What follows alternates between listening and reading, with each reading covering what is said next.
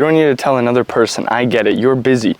You don't have time to do cardio for 30 minutes. You don't have time to go to the gym for an hour. And the last thing you do have time for is meal prepping and all this bullshit. And that's why you're stressed out, you're anxious, and you feel like you're not going anywhere because you don't have the time for all these things. So in this video, I'm going to simplify the best form of cardio, what I do as somebody who has a busy life. I don't have kids, so it's not as busy as those of you that do have kids. But, you know, I work a full-time job. I'm working on my coaching business. I have a fiance, and I still have my social life. And I still manage to stay lean at sub 12% body fat, work out every single day, keep getting stronger in the gym, and build muscle. And the number one way that I maintain leanness is by getting lean in the first place. Because once you're lean, it's easy to stay lean. But you clicked on this video because you want to know how to get lean with as minimal effort as possible. And what I'm going to explain to you is something that I use every single day. How many meals a day do you eat? Call it 3, 4. 3 or 4 meals. What does your typical life look like post eating those meals? You eat a meal sitting down, and then you might go back to work if it's your lunch meal, or you might sit in your car and drive to work for an hour if it's your breakfast meal, or after dinner you might sit in front of the TV and just relax because yes, okay, you had a stressful day and you need some leisure time to yourself. But sitting down after your meal is probably the worst thing that you can do for yourself. Why?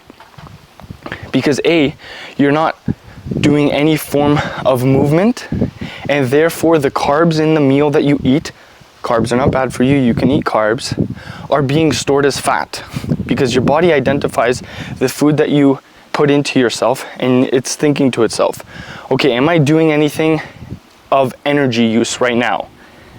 And if you're not walking, if you're not exercising, and more importantly, if you're not actually using your brain extensively, because our brain uses a lot of carbs and the brain's number one source of energy is carbohydrates, then what's going to happen?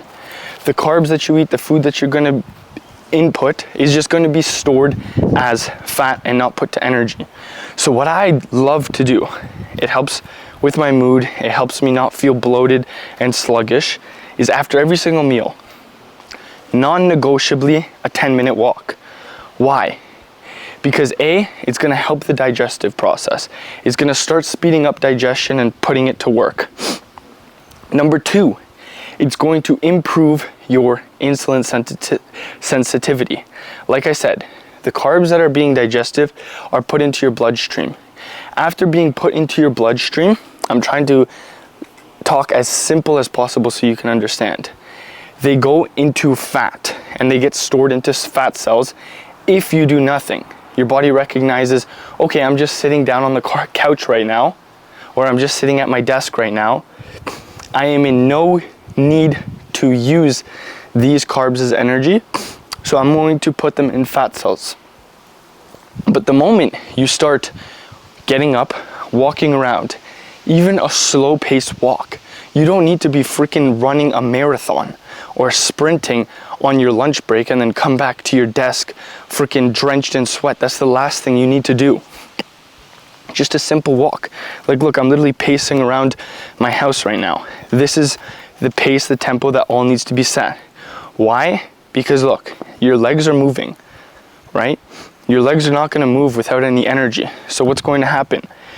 The food that you eat, the carbs that you eat, especially if they're fast digesting carbs, which most people eat fast digesting carbs, you know, pastas, rice not so much fast digesting, but pasta, bread, maybe even some crackers if you have some fruit at lunch, whatever the case may be, gets put into the muscle right away, the muscle cells, and the muscles allow you to move, therefore protecting the fat cells so they don't grow.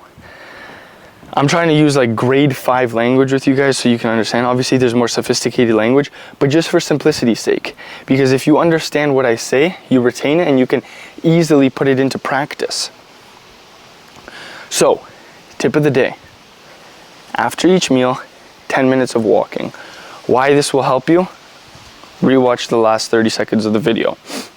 If you have 3 to 4 meals every single day and walk 10 minutes post those meals, without even realizing, you have just done 40 minutes of cardio, which is plenty to start seeing significant weight loss, to start seeing your energy go up, to start seeing your mood stabilize. Bonus, if you're able to do this without any distraction, without any phone in your hand while scrolling. Most people on their lunch break, they'll eat their lunch, and then while they're eating, they're watching a video on YouTube.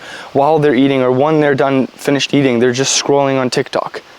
Start making proactive choices to, okay, if you really can't control your mind, if you are very uncomfortable in your mind and can't be alone in your thoughts, then sure, whatever.